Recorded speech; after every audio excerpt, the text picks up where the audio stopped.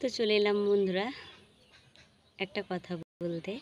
মেয়ের আর বৌমার দেখবে, মেয়ের যদি একটা বাচ্চা থাকে, বাবার বাড়িতে এসে দেখবে একটা অসুখ হলো, যে কোনো অসুখ, জ্বর কিংবা পায়খানা, যে কোনো অসুখ, তখন দেখবে মানে অল্প অসুখ বলে মানে ভালোভাবে গাফিলতি দেখাবেও না, তখন বেশি হয়ে যাবে যখন, তখন ডক্টর দেখাবে। তারপর বাড়িতে গিয়ে বলবেও না যে এই অসুখটা হয়েছে, মানে জামাইকে বলবে না, ছেলের বাবাকে আর কি বলতে দেবে না, বলবে না, সবাইকে বলবে বলবি না, একটু হয়েছে, এরকমটা বলবে। আর যখন দেখবে ছেলের বউ যখন বাবার বাড়িতে গেছে, তখন যদি একটা অসুখ হয়, বাচ্চা নিয়েই গেছে, বাচ্চাকে যদি কোনো অসুখ হয়, কোনো গাফিলতি নেই কিন্তু তাদের বাড়িতে, মানে এ ডাক্তার নেই, সে ডাক্তার নেই, আর এক ডাক্তার, এরকম করেই মানে দেখানো হয়।